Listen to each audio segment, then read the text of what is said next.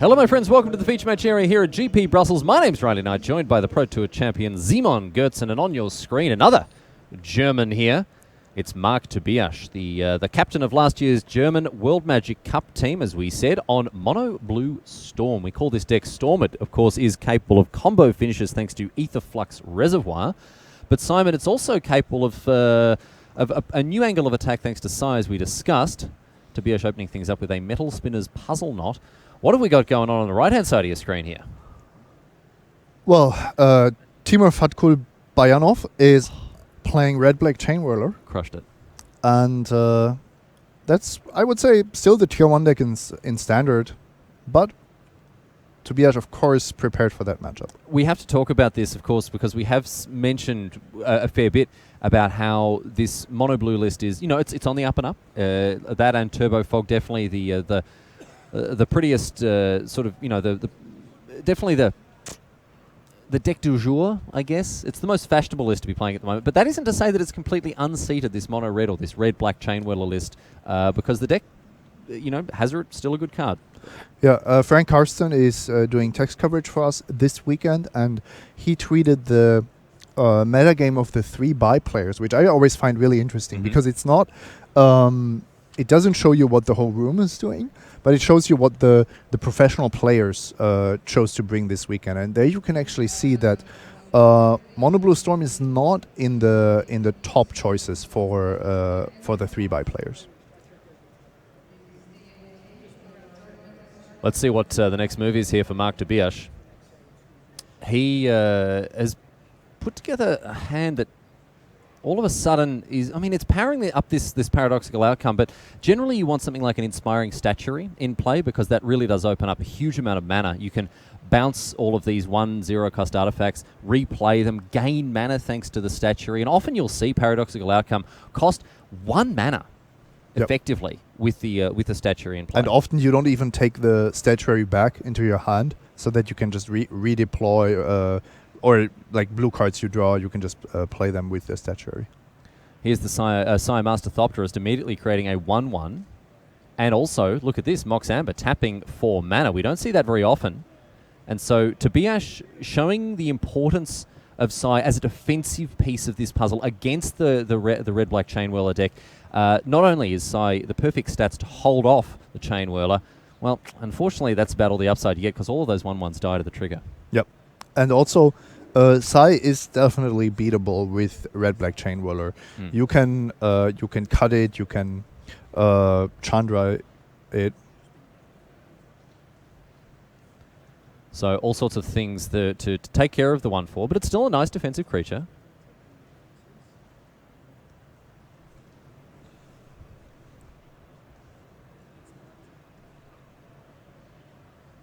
So we'll see. Okay, there's an attack with the Soulscar Mage. And we'll see what Tobiasz's response is here. Looks like he is going to line up the block with Sai Master Thopterist, and that's going to give the opportunity for Fatkul let's try that one again. Fatkul Bayanov to abrade the Master Thopterist out of the equation. No extra value gained from the Soulscar Mage, however.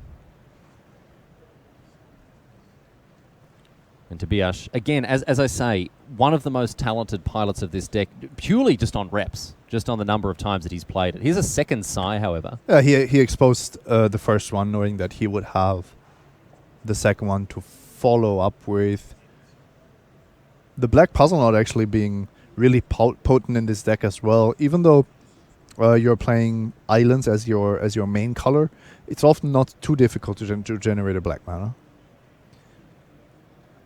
This being just another Prophetic Prism-like card that does draw you a card when it comes to play, very important when it comes to comboing, because effectively when you draw it again or pick it up again thanks to the paradoxical outcome, it represents another card, a huge amount of velocity, and yeah, as you say, you can often make black mana with something like a Prophetic Prism, or even the Mox Amber.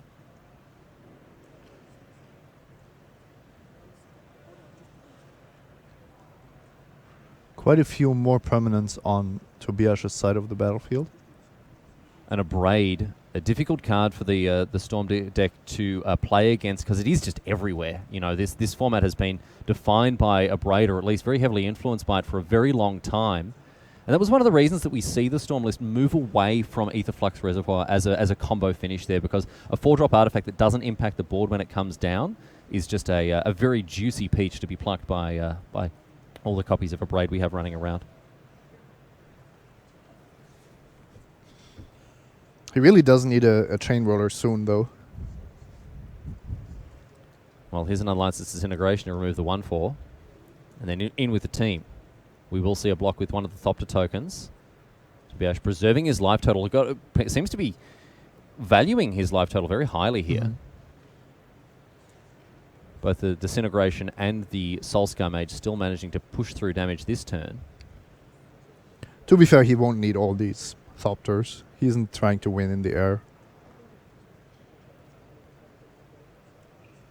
No, Tobiash is wanting to. I mean, what is his best plan of action here? Does it involve an Aetherflux Reservoir and gaining a bunch of life, or? I think he needs to find, or what he really wants to do is he wants to find a paradoxical outcome. This is my biggest problem with the mono blue Storm deck, is that it often relies very heavily on finding that key card.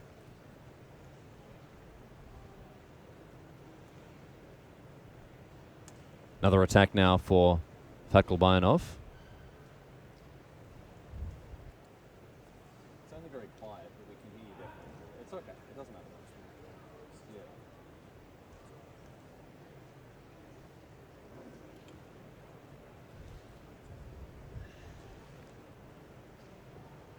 And Tobiash with all of these artifacts, all dressed up but nowhere to go here for the German. What does he need here? Outcome off the top? Paradoxical outcome would be the cleanest way to probably just win on the spot. Because he does have that inspiring statue. You see it hidden there right at the top of those permanents. And that'd be a nice way for him to get himself right back in this 4 mana. And it's going to be Aetherflux Reservoir. So you have something to follow it up with, however. Obviously, you can't have improvised that out thanks to the inspiring statue, as it is an artifact. Yeah, the Reservoir on its own, certainly not very impressive. If you have something to follow it up with, then we're talking. Well, what's this? Here's the paradoxical outcome. Okay, now things get interesting. That's probably lethal. So, return all of these permanents. Not a huge amount of mana to play with, however, here, true. Simon. Because he already spent 4 on the Reservoir, so it's not. It's still going to generate a bit of life here. I thought he had more 0 mana artifacts. So Mox Amber's going to gain. Does it start off with 1 or 2? 1, right? For each spell you've cast this turn, does it count the ones that are cast before it? Yeah, absolutely. Okay. So it's already the 3rd spell of the turn. Oh wow! All right. Insane. Weird card. Weird card. What's Tobiash up to now? He doesn't have a lot of mana to play with. The inspiring statue is going to help, but obviously doesn't help with the all the artifacts that he's got to play. And he's a Psy now. Surely he played the Psy before the Mox Amber. Do you not? Yep. Okay. Well, another one here. Going to gain even more life. Tobiash already well above 20 now. Another Thopter token as well. So you would think that he is in a good position to stabilize, if not win this turn. Tobiash still needs to chain together a fair few spells to get all the way up to that magical 50 life. Not going to be able to do it this turn. You actually need 51. Oh, excuse me. I had my opponent on 50 and he couldn't kill me. Couldn't do it? That's very funny. I guess, yeah, no, because you lose straight away. You are allowed to pay 50 life. But you lose. It's not a draw. No, it's not. It's not a draw. Okay. You throw the grenade, but then you're already out of it. You just kind of juggle it a little bit. So, Aetherflux Reservoir down to that copy of a Braid. Is this second ability just the Reservoir falling down on you? I suppose so, yeah. Taking off and just... And you've got to be at above 50 to get it, like to survive the blast. Yeah. I'm not sure what the exact flavor of the Aetherflux Reservoir is. To be I honest. tried to read the flavor text, but it didn't help. It doesn't really help. Yeah, it's like. Have you watched Curb Your Enthusiasm? No. The episode where No, Larry David is no. talking to the manager No. at the restaurant and just can't get a straight answer out of him? That's what it feels like. What kind of disturbance in the kitchen? Just tell me what kind of disturbance. Here's a prophetic prism now. Yeah, Tobias basically allowed to untap with a really high life total buffer, and this time he's really going for it. So, continuing to flood the board with these Thopter tokens, in addition to all the artifacts that were picked up thanks to the paradoxical outcome previously. And look at this, Mox Amber once again. It's not often we see it tapping for mana, but with Sai, very powerful combination. Here's Metal Spinner's Puzzle Knot, draw another card, lose a life there.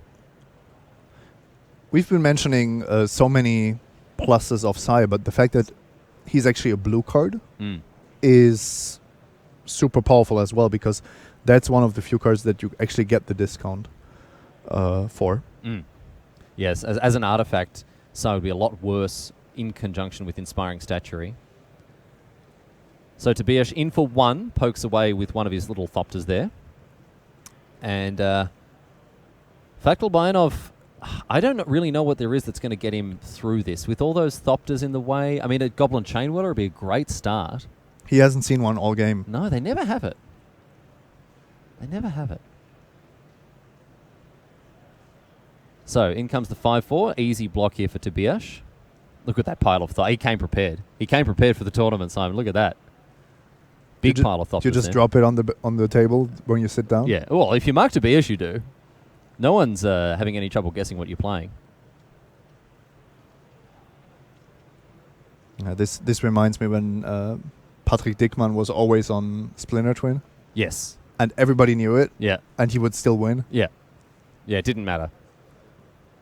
Oh, that's a value Baral's expertise here. Yeah, picking up a couple of extra artifacts to trigger Sai a few more times. And draw additional cards. So casting an Inspiring Statuary there off of the expertise. And now we see more and more artifacts being put into play. This line is very weak to Goblin Chainwhirler. But he's on 21 life, so it's not that big of a deal, I think. Okay. Just a lot of work, a lot of investment, I guess. A lot of work to put into something like this.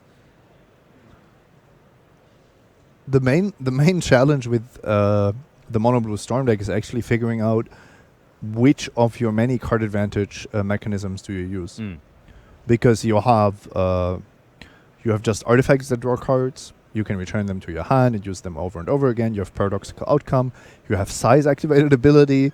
You have Commit to Memory, which of course also gives your opponent cards. So a lot of moving pieces. A lot of ways to refuel, certainly, as we see more and more Thopters join the party here. Across for 5. Fatpal Kayanov down to 12. Chandra in hand. And one mystery card. Ooh, look at this. The old Yam Wing Chun Squeeze. We're not getting a good look at the second card in the hand. Did you get to see what it was, Simon? No. Playing very close to the chest. Well, here's Chandra.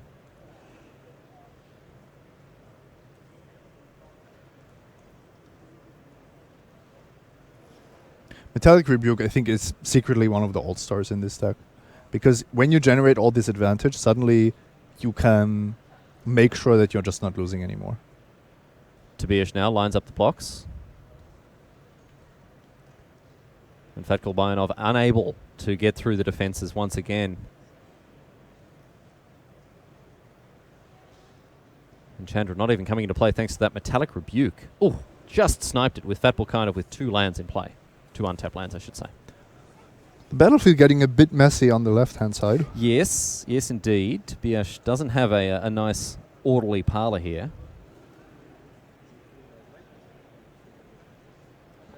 Looks like we're going to see another paradoxical outcome.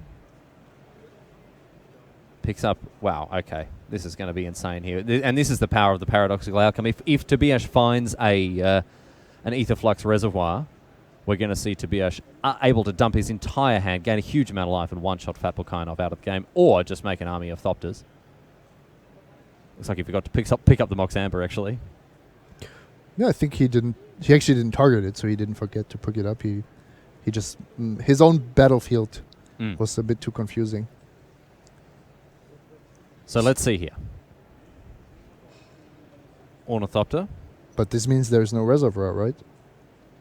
Almost certainly, yeah. Yeah, if we're already playing the free spells, almost certainly. Here's Baral's Expertise. Returning the Hazoret there. And what else? Two more creatures? Oh, here's the Aetherflux Reservoir. All right. Cast that off the Baral's Expertise, save a bunch of mana, because, of course, the Reservoir can't be inspired or improvised out thanks to the statuary, but, of course, Baral's Expertise can be. So you save 2 mana that way? Ultimately.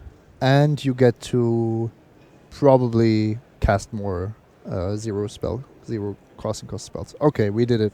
We did it, guys. Tobiash there showing that he had enough to get himself above 50. And then, of course, from there, it's just a matter of pointing the Aetherflux Reservoir at the dome of your opponent. And Fatpulkainov going down in game number 1. Mono Blue Storm picking up, well, not an easy win, but one all the same that was, I guess it showed off what the Storm deck is capable of here. I think from Tobiash's side, it was actually quite an easy win. It just didn't look that safe because it took so many turns. But to be honest, Timur needed very, very specific cards in the right sequence to get out of this. Mark was never, for example, on a single-digit life total. He was never under 10 permanents on the battlefield. So a lot of things were going really well. That's very true. Interested to see the continued impact of Sai Master Thopterist on this and this specific matchup as well. We've talked about it being a very important card in the deck, but against Mono Red, it's funny because without the Goblin Chain Whirler, it's possibly the best card that you could have against them. With Goblin Chain Whirler, it's still decent, but perhaps not at its full potential. But yeah, really impressive card. Let's look at the sideboards of these two lists. Simon, you've got Fatpulkainov's list in front of you. What's jumping out at you for post-board options here? Well, the first thing that I see is that Timur is packing Insult to Injury. And that's a card that has been gaining popularity against Turbo Fog. But you can just bring it in against Mono Blue Storm because you have so many dead cards as removal. The rest is relatively standard. Chandra's Defeat, Duress, Rekindling Phoenix, Hour of Glory, and then a few one-offs. Chandra, Cut to Ribbons, Unlicensed Disintegration. But overall, I'm not super impressed with this sideboard. It seems like he just put a lot of main deck cards in his sideboard. Seems to be very true with the Chandras, the Glory Bringers, and what have you. Duress in this matchup? You bring it in, snipe those reservoirs, get rid of some of those problematic cards, Paradoxical Outcome? Absolutely, and you'll have those Magma Sprays and weaker creatures to take out anyway. Yeah, you definitely want to go a little bit bigger post-board here, so we'll see if Fatpulkainov wants to do that. Let's move over and have a look at what Mark Tobiash is cooking with. 3 Aether Meltdown, early interactive option there. 3 Khan. He's chosen to put them in the board. Do we see them in the main deck usually in the blue deck? I think a lot of versions have moved them to the main deck. Another Metallic Rebuke to go with the 3 in the main deck. 4 copies of Negate, not mucking around when it comes to counter magic. A Search for Azcanta, a Sorcerer Spyglass, and 2 Tezzeret Artifice Masters. This is a new Tezzeret from M19. Yeah. I'm not sure how many of these cards you will actually see. You can diversify your deck a little bit, but it kind of depends on what you're expecting from the Red-Black Chainwhirler deck. Even Negate, I think, is not a bad option, just to protect your key cards. Aether Meltdown? It looks like it's in there for this matchup, right? Because it does stop Heart of Kiran. It does make a lot of cards less scary. I don't like the card, to be honest. I don't love it. So, I mean, it does deal with something like Heart of Kiran very cleanly. Glory Bringer as well. I mean, even a Hazoret, it can cut down to size. But what's your issue with the? It's just. It does what it says on the card, absolutely. But is that something that you want in such a dedicated combo deck? Okay, right. All right. It's not an artifact. It doesn't interact with anything else in your deck, really. You cannot even make good use of the fact that it has flash, if you ask me. So, it's just, do you really need this kind of effect? We will see if Tobiash has this specifically for this matchup. So I'm not sure. So not Aether Meltdown itself, but Ether Meltdown in this deck you don't Yep. think is a great fit. Yep. Okay, all right. But even if you're, for example, if you're playing control, Mm. you don't want effects like Ether Meltdown. You want something else usually. And I love Negate, for example, because this is a card that will stop your opponent from killing you. Yeah. It will stop your opponent from dealing with your combo pieces. Mhm. And it's just a great backup card against any kind of sideboard cards. But Ether Meltdown is something that you use against a threat of your opponent, which prolongs the game, but it doesn't do anything to further your own game plan. It's very narrow. Very narrow, whereas Negate can come in against a huge number of decks. In any case, we're off to the races for game number 2 here at GP Brussels. The format is standard, and you are in the booth with me, Riley Knight, and my co-commentator here, Simon Goertzen, the Pro Tour champion. We have Mark Tobias on this newer version of the Paradoxical Outcome Mono Blue Storm Aetherflux Reservoir deck. We still haven't nailed down the official title for this list. And Timur Fatkulbayanov, who, as many have pointed out, should really be playing Timur.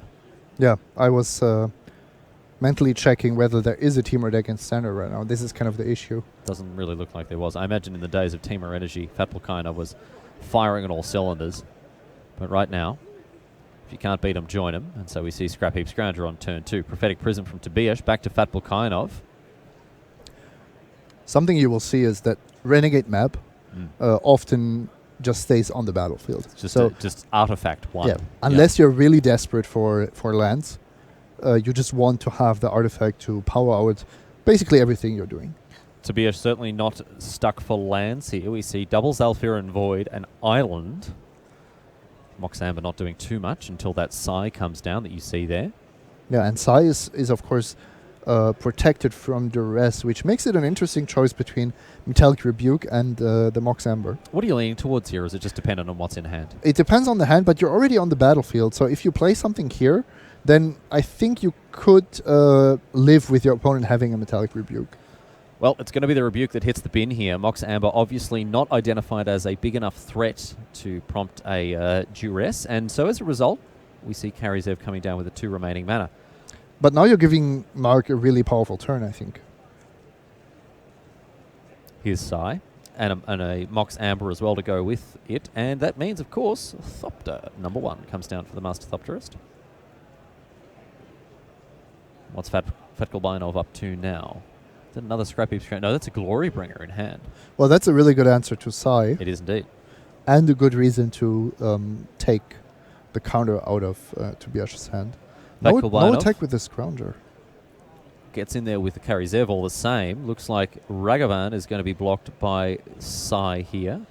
So if by not attacking with the Scrounger, you are clearly dealing a lot less damage than you could have. And if Mark wants to double block the Scrounger, he's risking a lot.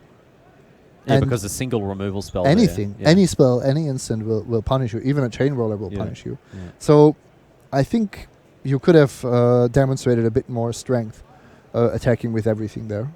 Here's Khan coming in from the board, creating a construct token, or a Khan-struct, as many people call them. And wow, it's huge. How big is it? 1, 2, 3, 4, 5, 5. Already. And that number's only going to grow, especially with the Master Thopterist there.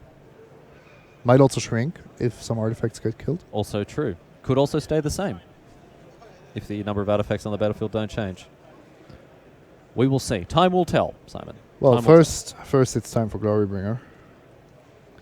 Let's see what kind of glory Fatpulkainov can bring here. And he did fall behind. He's facing Sai into Mox Amber, into Karn, into Construct, but maybe this Glorybringer can swing the race back in his favor. Exert, kill the Sai, go after the Khan. Everything, probably. But now this attack is, now this Scrounger is just dying. Yeah, just dying for no reason.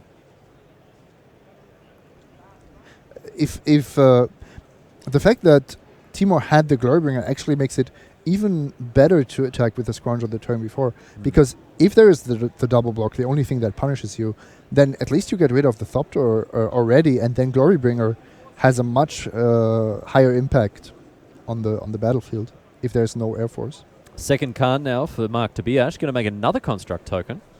So this one now a 6/6 7-7? Oh, it is too. Excuse me. No, that's my job. It's okay. Yep. My job to make the mistakes, your job to correct them. That's how we roll. Let's move it back to Fat Bukhainov now, who is facing down a robot army in the hands of Mark Tobias. He has another Glory Bringer, but he's losing this race. These constructs are just massive. Glory Bringer, take down... You have to take down the Thopter and the Karn, I think. And then you are facing 12 points of damage. And once again, this Mono Blue Storm deck is racing people in the red zone. Very effectively indeed, it has to be said. Those constructs perhaps at their best in this artifact-heavy list, and we see Fat Bukhainov taking the line that you mentioned there, Simon.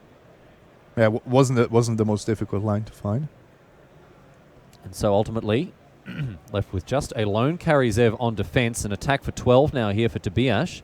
Doesn't have any more artifacts to play. We don't tend to see constructs getting that big in any other deck. Yeah, in any other format, really. Except for this guy. Except for, of course, yes, Ether Revolt Limited, when Prizefighter Construct was running rampant. Did you ever play that card? I don't think so. I don't think I ever did. Paying 5 for something that trades with a 2-drop is usually not a great idea. Fat Bukhainov ships. Keeps the Glory Bringer back here. But this Glory Bringer is on chump block duty. Yes, it is. Otherwise, you could maybe double exert and do something with those Glory Bringers. But the fact that they both of them didn't untap for a turn was actually a high price to pay. Metal Spinner's Puzzle Knot now for Tobias after deploying a Psy. That's going to put another Thopter into play, draw him a card. And I have to say I love this. I love the proactive game plan. We've seen, tempo, aggression, of course also still card advantage, everything, but not something like Ether Meltdown to stop what you're doing. No, just pressure you and play my own cards. And the Karn constructs there, so important and so powerful in an artifact-based deck. We saw Tobias able to push through that lethal 7 points of damage as a result of having the Psy, which triggered after the Metal Spinner's Puzzle Knot, adding +2/+2 to that to both of those constructs, meaning that even one chump blocking Glory Bringer was not enough. Yeah, and I mean, even if the game goes one turn longer, this was basically over. And Karn has this potential, especially with Psy. I think this is kind of a really neat interaction. Let's talk about Karn for a little bit here, because we've talked, in weeks previous about the enormous power level of the Dominaria Planeswalker. Is this the best Karn deck that we've seen, in Standard at least?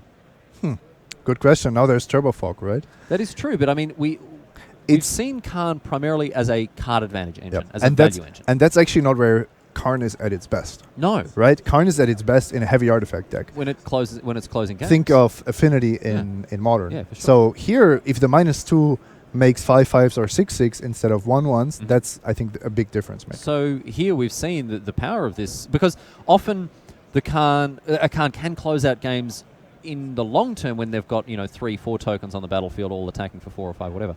Whereas here, you make your first Karn token, and it's already a 5/5. No, you're absolutely right. Karn is actually interesting in the sense that it's colorless, so every deck can play him. But if you don't play a lot of artifacts, then the -2 is really not that great. No, it's sort of, it's an ability that feeds into itself, but very slowly here. So this pseudo-colorless deck is in a great position to take